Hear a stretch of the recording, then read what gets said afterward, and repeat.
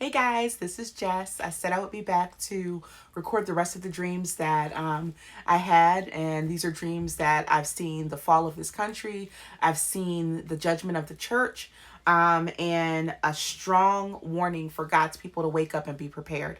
I'm going to just jump right in. These two dreams I'm going to talk to you about today are really, I believe, talking about the destruction of this country. And I'm just gonna start. So the first dream I had, I called it falling missile, and I had that dream early spring of 2012. And in that dream, I looked up in the sky and I saw a bomb, a missile, coming from somewhere else, but getting ready to fall on the United States. And immediately in the dream, I said to the Lord, I said, Lord, who did this?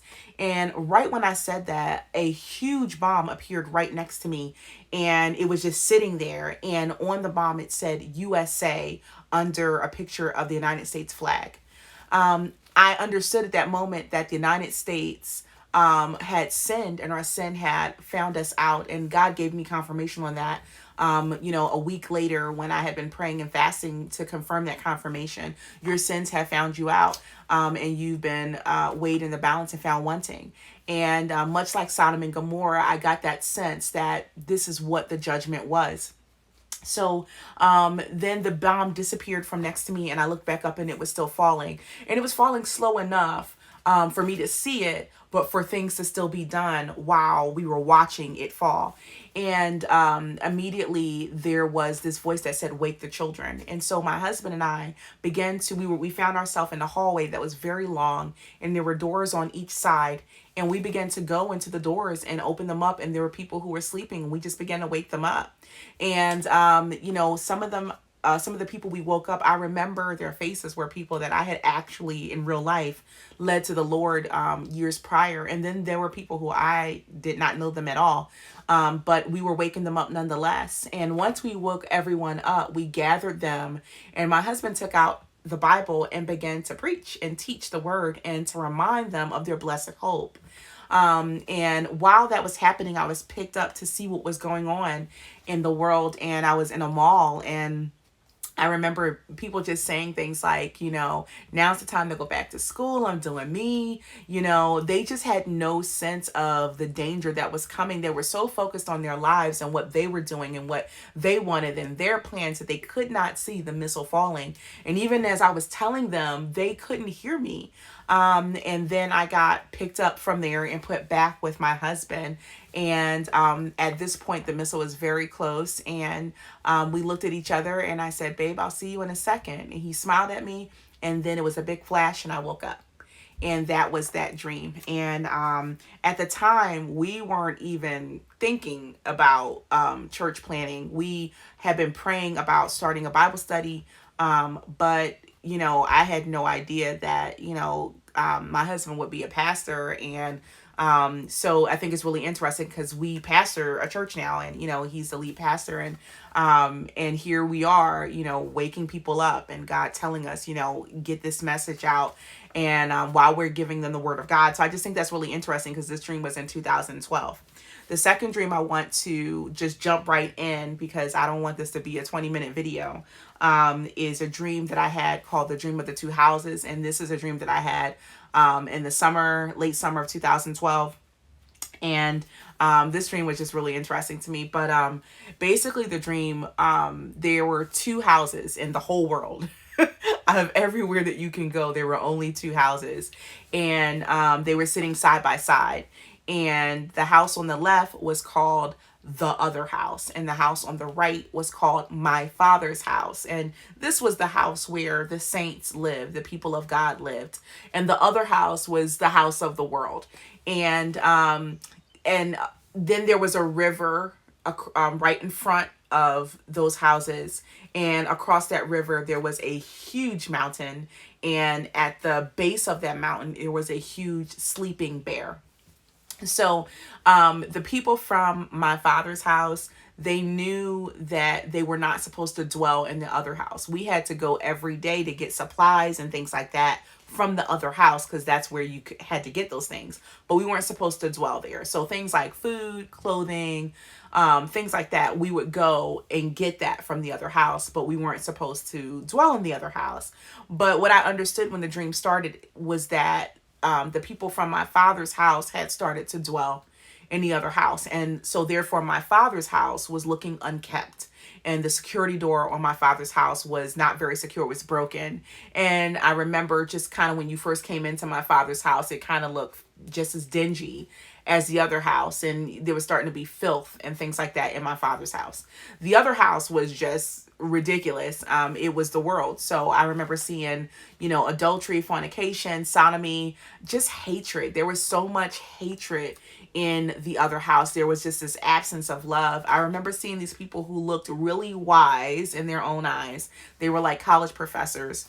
But they were teaching foolishness, and I remember them hating God and hating creation. And so that was really the atmosphere of the other house. It, on some places it almost looked like a huge party with a lot of sexual stuff going on. It was just really filthy and just degrading. And so that was the atmosphere there. And so anyway, one day the people from my father's house went on a routine run to the other house to get supplies, and I was with them.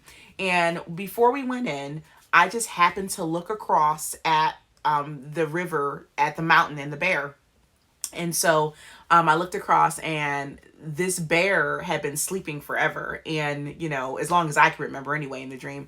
And the moment I looked at him, he opened his eyes, and I went, and I looked at the other people who were with me, and I said, guys, that bear just opened his eyes.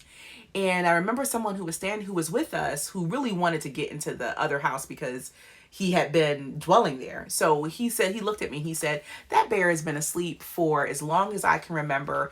It will take a miracle for it to open its eyes. And then he ran into the other house. And I looked across again. And at this point, when I looked, the bear was not only opening his eyes, but he stood up. He was huge. And I said, the bear just stood up. And another person from the group from my father's house looked at me and said, that bear has been sleeping forever. If he ever somehow got the strength to stand up, if he ever got the strength to open his eyes, it would take a miracle for him to stand up. And then he ran into the other house. I looked across again, and the bear was not just standing, he was stomping the ground. Now he was growling, and he was foaming at the mouth and looking right at us. And I looked at them and I said, that bear is getting ready to attack. And again, another person from the group looked at me and he said, that bear has been sleeping forever. It would take a miracle for him to stand up. And if he stood up, it would take a miracle for him to have the strength to attack us. It would take years for that to happen. He said, we're fine. And then he went and ran into the house. And then I looked over again, and now the bear was charging. And I yelled out at the top of my lungs, the bear is attacking. Now, I remember in the dream thinking, we got a little bit of time because there's a river there. But I remember that bear almost just stepped across to the river. It was like no obstacle at all. So we ran back to my father's house. And by the time we got on the steps of my father's house, the bear was already devouring the people of the other house. So we ran in, we closed the door behind us, and this man appeared. And I could tell that he was holy. I remember thinking he was an angel. And he looked at us and he said, you have to go higher. You have to go higher. Go to the highest floor of the furthest corner of the house. And we were not going to argue with him because that bear was coming. And I remember he disappeared, and I looked at this woman who was on the first floor, and I said, we got to go, we got to go. And she said, no, I'll be fine here. It took me my whole life to build this. She had a room on that first floor. She said, it took me my whole life to build this room. I'll be fine. And I remember thinking, you're not going to be okay. And as much as I tried to argue with her, she was like, no, I built this with my own hands. I'll be okay. I can't let go. So we just left, and we began to run upstairs. And as we began to go up, I remember hearing the bear burst through that security door that had been unkept in my father's house. And I remember hearing her scream, and I knew that what she had done with her own hands was not going to keep her. It wasn't good enough, and she was devoured. So we began to keep going up, and as we got halfway, we were just weary, and the man appeared again, and he said, "Go higher. You have to go higher." And he encouraged us to keep going. And then when we finally got there, there was a room there in the furthest corner of the house in the highest floor. And in front of the room, there was like a curtain or a veil. And the man appeared, and he kind of just pulled the curtain back, and he said, "Enter in." And I remember thinking, how is this veil gonna keep us? This bear just bursted through steel and iron. How is this curtain gonna keep us? But I wasn't gonna argue with him. But I remember thinking that in my mind. And we went in, and the room didn't look comfortable. There were all kinds of like sharp objects in it. It definitely wasn't a comfortable room. That upper room was very uncomfortable. But he told us to go in. And then he looked at me and he said, "You must watch, you must wait, and you must not fall asleep." I'm sorry. He said, "You must watch, you must pray, and you must not fall asleep." And then I remember he looked at me again and he said, "You must watch, you must pray, and you must not fall asleep." And so then he closed the veil. And as soon as he closed the veil, the bear was there. And we saw him kind of like going back and forth, sniffing at the bottom of that curtain. And he couldn't find us. It was, it was amazing. I remember thinking, somehow this veil is hiding us. And the bear eventually just got tired and frustrated, and he left. And then after he left, the man appeared again, and he opened the veil, and he said, he kind of gave his hand for us to come out.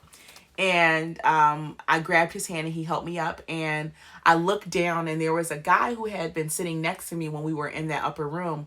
And I remember that guy was just complaining a lot. He was really scared. He was kind of just like all over the place. And then eventually he fell asleep. And so when I look down at him now, he was all ashes, his whole body. He was like a statue of ash in the position that he was in when he fell asleep. And I looked at the man, and I was just like, what happened to him? And I was kind of shaken up by it. And he looked at me and he said, "This is what happens to those who fall asleep." And my eyes kind of got really big. And then I woke up, and that was that dream. So those were, I had many other dreams where I saw destruction come into this country. And but those are the main two. What's really interesting about a lot of these dreams is that I wouldn't just have them the one time. I would end up having the same dream, on several nights for like weeks straight. And it was just, it was really intense. And so God was clearly speaking. So I just want to encourage you guys to, take these dreams to prayer. If the Lord is asking you to do something, if God is requiring something of you, don't be like that lady on the first floor where you're unwilling to let go of the work of your own hands. We are entering a time where God is going to start requiring obedience of his people, or they're just not going to make it. And so I think that this is a time that we need to be in prayer. We need to be in consecration. We need to be in our word and hearing the voice of the Lord. I know a lot of us have dreams. We live in a very self-centered culture where people are like, "I'm doing me, I got to do me." And, I have dreams, I have aspirations, and I'm not against your dreams. I'm not against your aspirations, but the time is short, and we are in a time where we should have an urgency to put all things aside and to say, "Lord, what would you have of me? What is your will?" I don't want you to fulfill my will. I want to be in your perfect will, Lord. So please, brothers and sisters, take this to prayer. And it's time for us to get serious with the Lord. It's time for immediate obedience to the Lord. So I love y'all. More dreams will be coming, and be encouraged and stay close to Jesus. Bye.